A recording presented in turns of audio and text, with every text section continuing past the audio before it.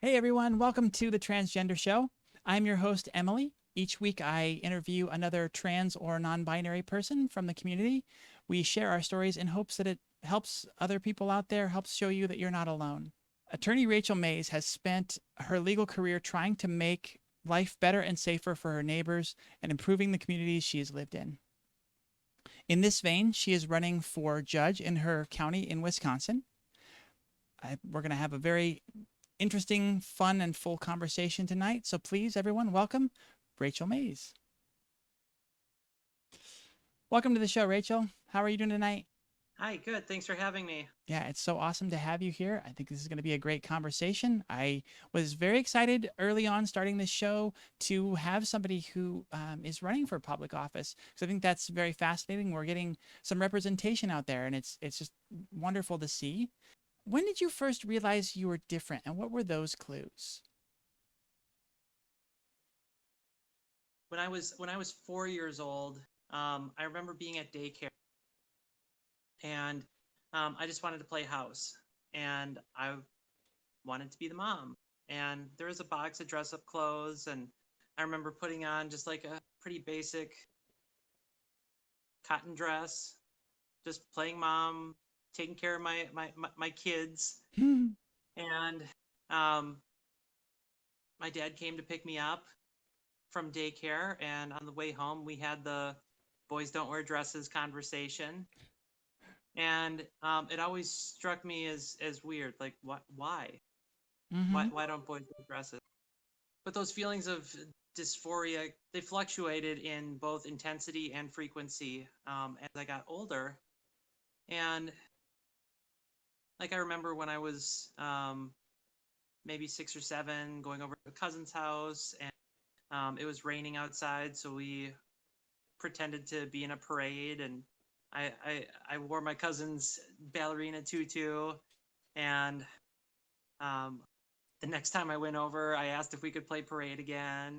But I think the first moment where like I had concerns about like the body that I was growing into, I remember I was 6 years old, and I was sitting on my climbing fort in my backyard, and I remember telling my best friend, you know, I, I think I might be gay, and there wasn't terminology like we have today. I mean, this was around 1990, around the time Ellen DeGeneres came out, and I mean, the terminology was pretty much straight or gay. And I remember explaining further to my friend after I said, I think I might be gay. When I grow up, I want to have breast implants so that I can help my wife breastfeed our children or our babies. Mm-hmm. And that's totally not how it works. That's totally not how it works. But I think it was telling that even at a young age, like before I, knew anything about gender or sexuality or even basic puberty and human development, I was already having this kind of disconnect, and that something just wasn't sitting. The breast implants is a new one that I haven't heard before, so that's great. I don't even know how I knew what breast implants were when I was 6 years old.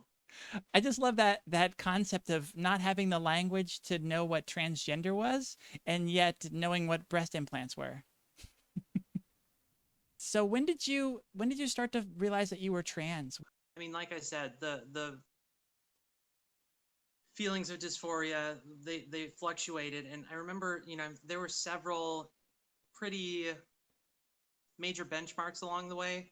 I mean, I remember in 7th grade, I went trick-or-treating as Minnie Mouse, and I mean, it was this big joke, and like everyone was getting a good laugh out of it. um, but in order to dress feminine, it had to be comical. Mm-hmm. Like it wasn't boys don't wear dresses. I mean, that's kind of where the mindset was at. So in order to in order to do that, it had to be done in a kind of comedic type of a setting. But I mean, that was probably my favorite trick or treating. I think that was the last year that I went trick or treating, but Hmm. um, I got to be me. I mean, in high school, I was captain of the football team. I played rugby. I was in mock trial and on the social studies academic team. I mean, trying to be, jack of all trades. Mm-hmm. You get your rules of, what's expected of you, and what successful looks like. And gosh darn it, I wanted the high score. So I mean, I went through school, and I graduated high school with 29 college credits. um, I graduated from the University of Wisconsin-Madison, the top 10% of my graduating class.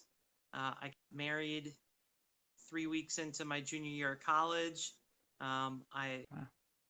had 3 kids and 2 dogs, and gorgeous wife, and um, decent house, and just trying to rack up all the points of the things that that's what success looks like in the American dream. Yeah, American dream achieved. Check. Yep. What more could someone ask for? Except maybe some internal happiness. So when did it start to manifest itself? Were you already in the relationship with the woman that would become your wife? We started dating my sophomore and junior year of high school. We'd been together for a long time. I proposed during spring break of our freshman year of college, and at that point, I didn't know what those feelings were. Um, but at the time, I thought it was kind of fetish or a kink, and um, I couldn't come to terms with the fact that I was trans. Mm-hmm. And it was important to me, though, after proposing, that she go into the marriage kind of eyes wide open and not have this be a secret. I didn't want to go into, a fresh marriage already hiding secrets. So I told her within a day or two of proposing, I like to wear women's clothing. Mm-hmm. And I definitely have a feminine side to my personality. As college went on, and as I got into law school, I mean, I took a couple years off between college and law school, um, make some money, buy a house, check off a couple more boxes in the American dream. Yeah. But when I went back to law school, I mean, there was a lot of stress because I was working full time, and I was going to law school on the weekend. So I'm taking 4 classes a semester, 11 credits on top of working full time. And between the feelings of dysphoria and the stress from law school and the stress from working full time and halfway through law school, kid, um, the depression hit me pretty hard. Um, Mm-hmm. and for whatever reason, I was averse to seeking help at that point. And I thought that going on antidepressants was going to be putting me on mood stabilizers, and that's totally not what they are. I didn't want to sacrifice the happiness in my life, so I just kept trudging through the sadness, and I didn't have to. Mm-hmm. At that point, I should have reached out for help. Well, about 9 months after moving back to Green Bay, my wife and I had our third and final child, and I think after the the obstacle was removed from my path, that like I wasn't holding out for any more kids. I had the family that was in the 10-year plan Mm-hmm. after getting married, and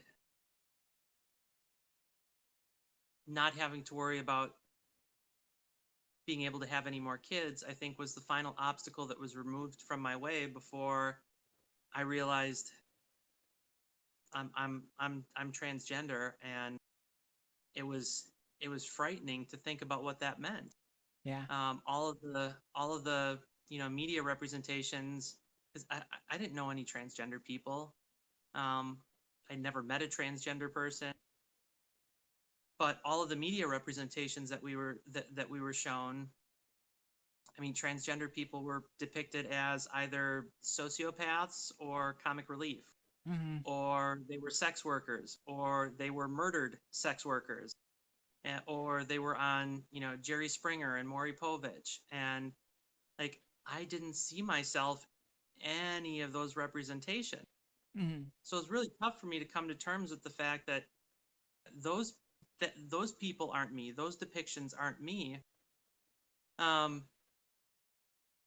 So you're sort of like, but where is it going to go for me? How is this going to happen? Right? right, and I actually started a Tumblr blog just kind of as a journal or a diary.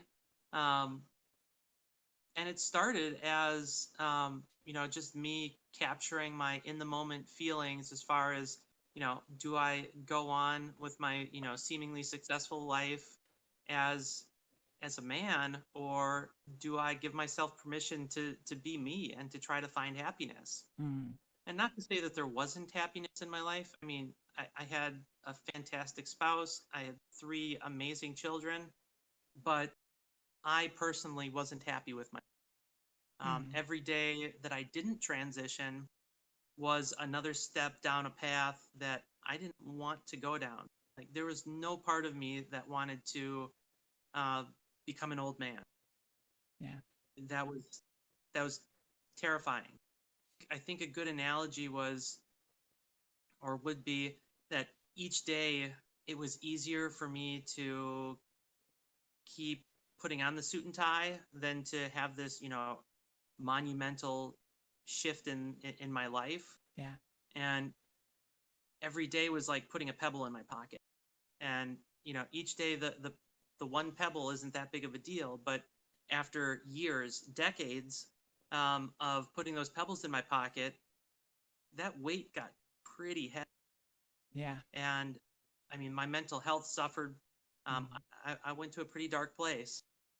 Um, and once I came to terms with what I needed to do to address my mental, physical, emotional health needs, um, it was such a huge weight lifted off my shoulder. Like I said, at that point, I mean, I didn't know until I didn't know, and I hadn't met any other transgender individuals until about 2 months after I was living full time as myself. oh, wow. Until Okay. about 2 months after I transitioned at work. Um, so I'm going through this not knowing, what's my family going to say? How are they going to react? What are my friends going to say? Am I going to lose my job? Um, and most importantly, what's my spouse going? Hmm. And I didn't transition for a long time because, in all honesty, I loved her more than I loved myself. And it took hitting rock bottom and getting to a point where I had suicidal ideation before I realized, holy cow, these are not healthy thoughts. Hmm. And at that point, I started seeing a therapist. I got on antidepressants, and um, I started walking and eating healthy, and I gave myself permission to take care of myself and not to just you know do it half-heartedly, but to dive in head first and to address my physical, emotional, and mental needs. Hmm. And I mean, that summer last year, I lost 55 pounds, and I was walking easily 7-8 miles a day. And then on the weekends, I would typically, at least one day on the weekend, go for a longer, like 10, 11, 12 mile walk. Hmm. Um, but it was a way for me to just clear my mind, listen to some music or a podcast, and just get out there and move and get some fresh air. It was really cathartic for me. Yeah, that's great. You've taken the time, you've realized what's going on, and you've given yourself permission to start taking care of yourself. Where was your wife in this? How was the relationship going, and how was the conversation going with her? Once you started seeing a therapist, did you bring her in on these ideas right away? So in hindsight, my ex and I saw my transition very differently. And up until that point, we had always been very good communicators. We were able to have very candid, very deep conversations, very honest and raw conversations. But when it came to transition, it was tough because we had different goals in mind. she wanted to hold on to her husband, and that was incredibly painful for me. Mm-hmm. I couldn't go on with that life. And so I started seeing a therapist, and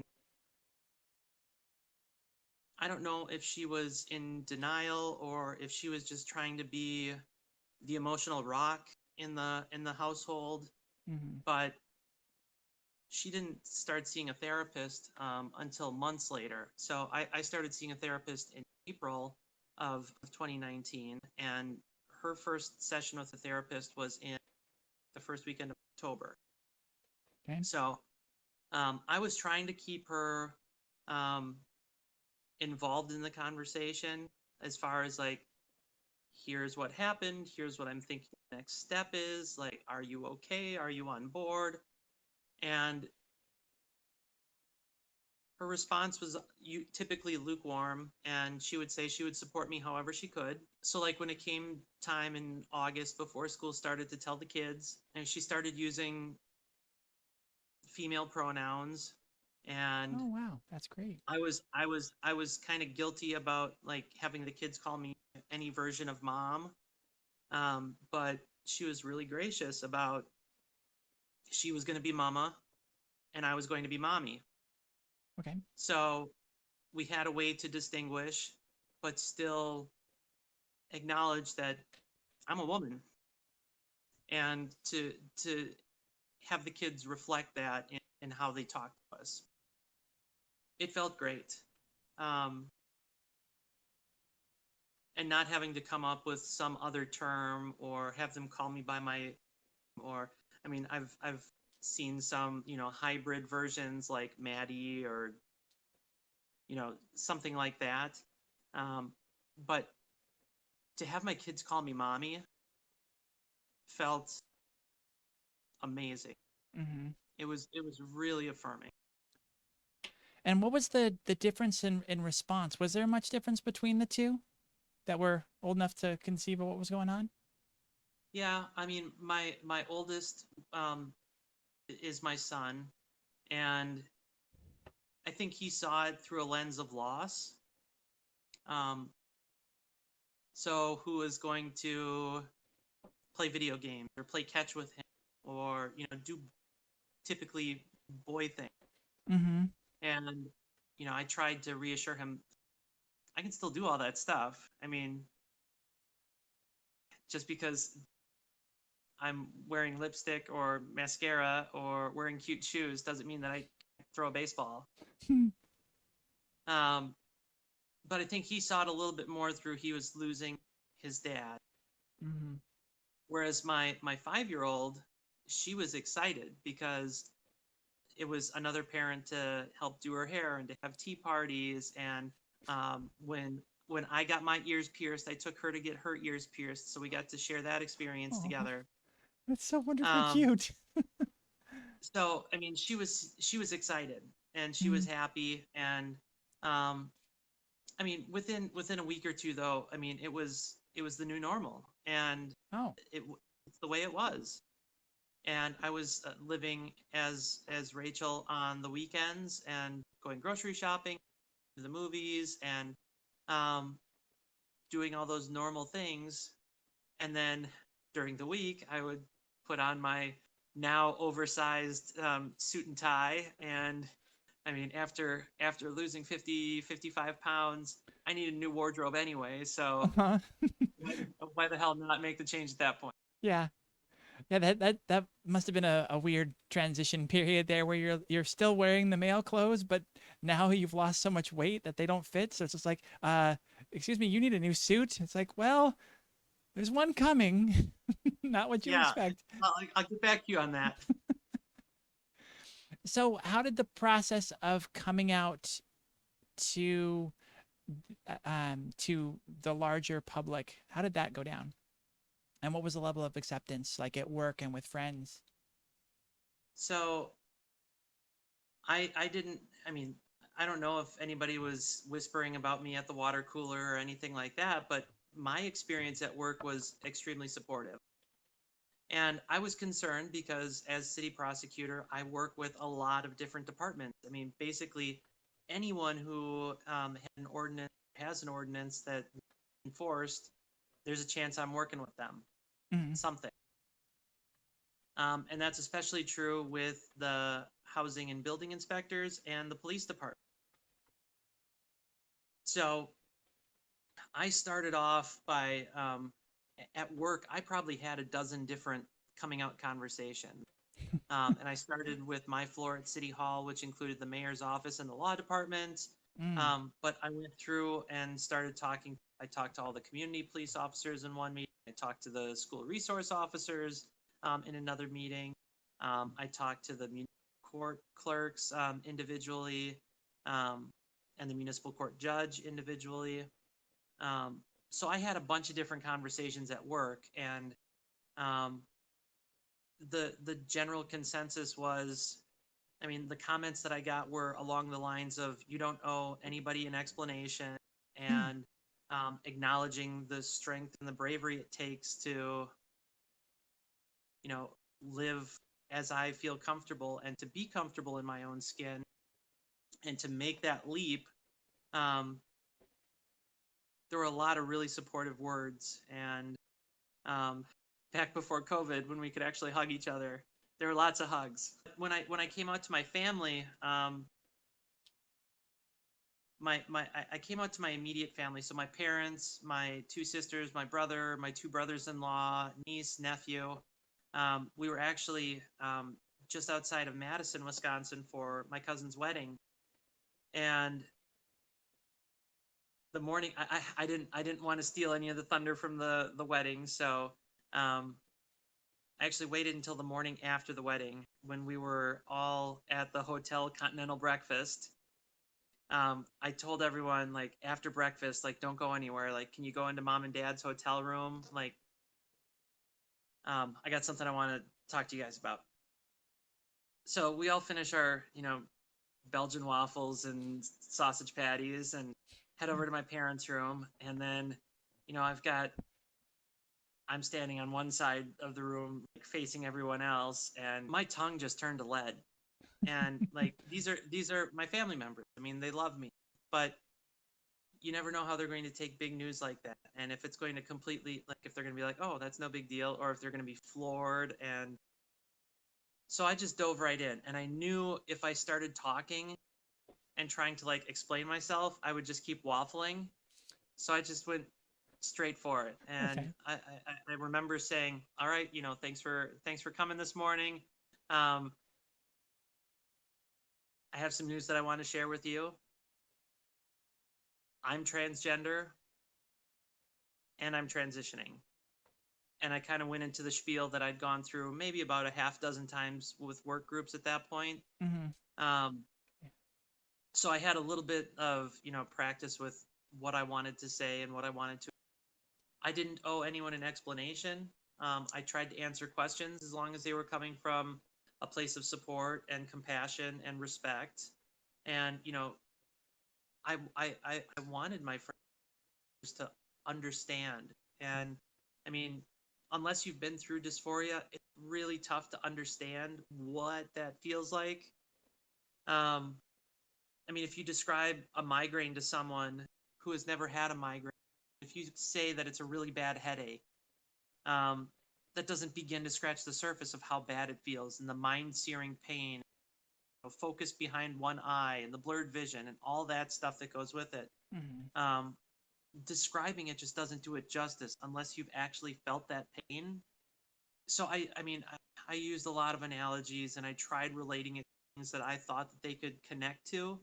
But at the end of the day, they just had to understand that I had been through a lot of suffering, Mm-hmm. and I've been through a lot of hurt. And I just needed them to be there and say that they love me and to give me a, yeah. And while people are still wrapping their mind around, like, is this real? Um, I mean, thankfully, no one really asked me, like, is this a phase, or are you sure, or those kinds of questions. But if you've experienced dysphoria, and I mean, not everyone who transitions experiences dysphoria, but it's a pretty good sign that if you're experiencing dysphoria and as a 16-year-old or not 16, as a 6-year-old you're looking for a different body, um, that you're quite possibly transgender. Mhm. And that transition process looks different for everyone. It's at a different timeline for everyone. But having people who see you and can empathize and understand, um, it goes such a long way towards not feeling alone, Mhm. and just having your friends and family, um, having a support network that you can kind of unload some of that emotional baggage on. And it's okay to not be okay. Mhm. It's okay to let that hurt out and to feel that hurt, and that's part of the healing process. My mom, after I was done, said, "I support you 100%." And my younger sister, who started a GSA group in rural Illinois while she was in high school, she chimed in, "I support you 110%." Mhm. And my dad said, "I love you, son." I was like, so close, just couldn't quite stick the landing. Um, and my dad and I have had a number of follow-up conversations since then. My parents are both very supportive, and they've come a long way since last September. Mhm. Um, so I'm lucky. There are a lot of stories of transition that involve losing jobs, whether it was legally or not legally, or for pretextual reasons. Um, People lose their jobs, people lose family relationships, people lose their spouses, people lose their friends. And I was able to get through my transition only losing my spouse. I felt love in so many more shades. I mean, Mm. as, with testosterone flowing through me, love was either, platonic or romantic. And like, that was it. But now there's just so much more nuance and subtlety about those feelings of love, respect, admiration, um, and just general goodwill towards friends, family, coworkers. Um, I mean the estrogen just my brain chemistry just feels right now. So when did you first find community? I discovered a pretty amazing transgender community on Instagram, and so supportive, and people who um, could understand and empathize with what I'd been through. Mhm. And locally, I mean, I'd been looking for like an adult support group, and there were groups for kids and there were groups for family members, but I was having trouble finding a group for transgender adults. As as we got a couple months into me discovering that community, a global pandemic hit, Yeah. and we were doing everything virtually anyways.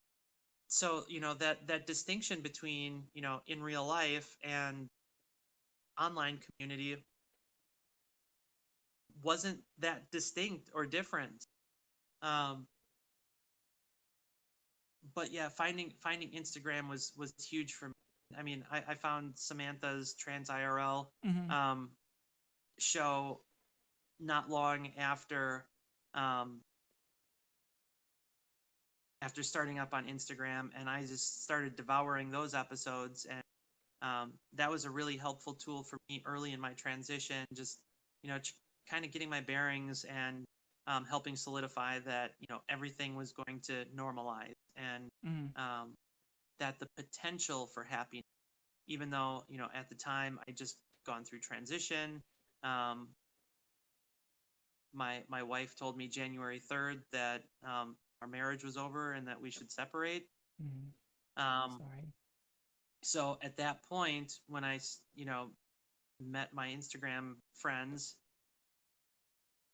I was going through some pretty emotional, heavy stuff with starting to fill out paperwork to file for divorce. And having that community was huge. Yeah. It sounds kind of cheesy or lame when, people say, what does your support network look like? And I say, oh, my Instagram friends. Like, I'm not some, dweeby loser like staring at a computer screen. Like, there are some pretty amazing people in this community. Mm-hmm. I'm really lucky that my mom is supportive, and I felt fairly safe that she was going to be supportive. She's a pediatrician, and there were kids, transgender kids, who would see doctors up in the Chicago area, and then they'd come back home, and there was no one to administer their injection to get for their blockers and their hormones.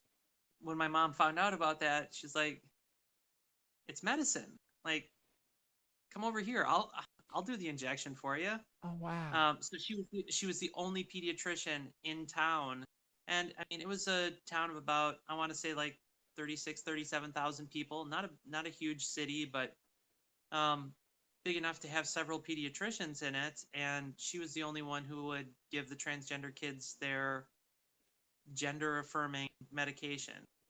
So as I'm starting my transition, hearing that she's the only one who's administering the hormones, it was like, all right, I can work with this. Nice. I was so tempted. I was so tempted to be like, oh, well, that's great. Just so you know, and just like letting the cat out of the bag. But I wasn't ready to come out to Mm. family or friends at that point yet. Okay. But that's got to be one of those things that's a great thing to know in the back of your mind of like, okay, I might actually get her support. Yeah. There are certain signs at work. I mean, I at work, I work in an all-female department. Our department is 7. Um, very Wow. strong, very compassionate women, and um, they embraced me wholeheartedly. Our mayor has a rainbow flag in his conference room. He's very supportive of the community. When there was the Transgender Day of Visibility, he reached out to me personally and congratulated me on being visible. I knew that I was going to get some support at work. I just didn't realize how overwhelming it was going to be. Actually, how I came out. So after I'd had all of my coming out conversations with, my close friends, my family, work, um, the how you know it's official is when you put it on Facebook. And when I put it on Facebook, I had taken a Friday off so that I could go to the hair salon, and then immediately after I went to the DMV to get my driver's license photo taken. I had updated my name on Facebook. I had updated my gender, and I just put the post, "No, my account has not been hacked. This is me." And I just let it sit for like 24 hours. Okay. Was that And a I got, very nerve-wracking 24 hours? yeah, because like I wanted to just gush. Mm-hmm. And um, that post received a lot of support. So I had posted a much longer narrative a day later. I waited 24 hours and it was ticking down the hours. I wanted to leave it up for a full day. And then I posted my narrative with my experience up to that point. I have never felt so much love after that post. I had people reach out to me from every facet of my life. People I went to grade school with, people I went to high school with, people I played sports with, that went to different schools in Green Bay, people I went to college with, people from every job that I had held. Every facet of my life showed up in some way, shape, or form, and acknowledged and supported and showed love. And when people are nervous about coming out and having that conversation, now, I mean, I'm lucky that I had so much love and so much support. Yeah. And I know not everybody's in that situation, but I still encourage people to take a chance on their loved ones. Take a chance on your friends. Take a chance on your family. give them the opportunity to surprise you with how much compassion they're capable of. I don't think it was on the narrative, but I think on the post that I just had, no, my account has not been hacked. This is me. Mm-hmm. One of my ex's extended family members made a comment along the lines of, "I'll never understand the me generation,"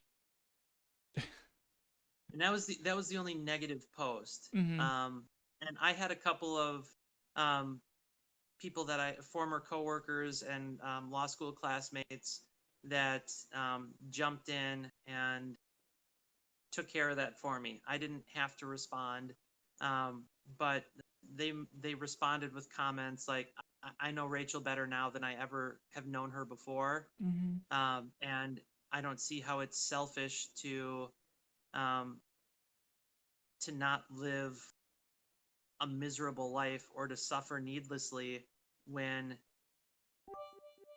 happiness is so easily by just being authentic and honest and not suffering. And if someone's not happy, it's going to affect their marriage. It's going to affect their relationship with. It's going to seep into every facet of their life. So, um, by me transitioning, I think that it's helped a lot of my relationships better. Mm-hmm. Um, and I don't see it as being selfish at all. I Mm-hmm. mean, I definitely am better off, but I think a lot of people who I have relationships with are better off as. Mm-hmm. Well, I get where that comes from, that that same lack of ability to be empathetic to it, because it's a unique thing. Dysphoria is unique to being trans. So with that in mind, I think that the outside world views it as a choice, as something that you're choosing to do, and that's where that thought of it being a selfish act comes from. Just that Yeah, I mean, lack of my understanding. choice came down to, I could not persist putting on the suit and tie. Mm-hmm. And I had gotten to a point where if I wanted to survive, I needed to transition. Mm-hmm. And I mean, I had a lot of guilt associated with that. Roles as a father that I would not be able to fulfill. And I don't know, maybe I still can. But who's going to take my girls to a father-daughter dance, or Mm-hmm. when they get married at some point, who's going to walk them down the aisle? And one, I mean, a mom can walk a daughter down the aisle too. Mm-hmm. And two, the bigger concern was, like, I need to be there. I need to be at the wedding, like, not in a picture frame. Like, I needed to survive, and I needed to be there for my kid. Yeah. And this is the way that I'm able to do that. I promise you, anyone who goes through transition and goes through a second puberty and risks losing all those relationships, and potentially goes through electrolysis and gets their face electrocuted tens of thousands, hundreds of thousands of times, it's not for funsies. I mean, this is something that is life affirming and life saving. I just can't emphasize enough that it's not a choice to be transgender. I mean, with the stigma and the media representation that we've had, who would choose to associate as that? It's an uphill battle every day, and when you have people who reach out to you on social media and say that you are an abomination, like, "Oh, hello, nice to meet you too," Yeah. or they just read the first message that is sent to you is, "You should just kill yourself." Who chooses that? Mm-hmm. I mean, nobody chooses that. So it's amazing that there are so many people who are supportive. It's amazing how robust and strong and loving and strong of a community there is in the transgender community. But there are definitely still people who don't understand. Mm-hmm. Part of it is they've never met a transgender person. Um, and I think that if people have a chance to sit down and talk with us and realize that we're their neighbors, we are engineers and airline mechanics and teachers and nurses and IT people and attorneys. And we are their neighbors. They bump into us at the grocery store and they don't even realize it. But we're contributing members to society. We care about our communities, and um, we're just normal people. So how far along would you say you are in your journey, and kind of what are your next steps? I mean, right now things have kind of stabilized. Mm-hmm. It's not really new milestones. Um, I'm not seeing, you know, huge changes on a week to week basis or a month to month basis. Um, I'm still debating whether gender confirmation surgery is right for me. Okay. I think I'm kind of leaning that way.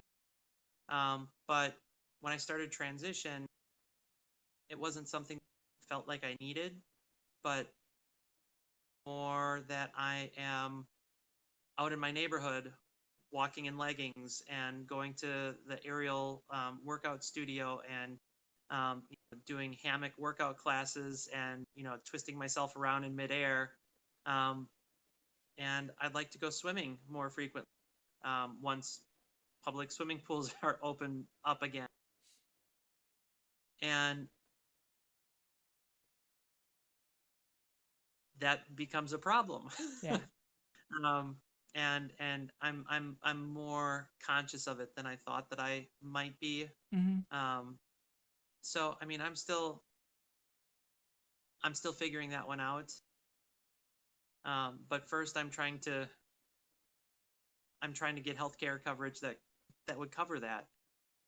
I had that like moment of giving myself permission to transition March 26th, and by October 10th, or not October, October 30th, I had updated my license to practice law and my name was legally changed. Wow. So in retrospect, like when my ex and I had the discussions about like the marriage is over, um, she didn't know what to expect as far as a timeline, Mm-hmm. but I think she was expecting more in the year to 2 year range, and from March to middle of November, I mean that's like 8 months. Mm-hmm. Mm-hmm.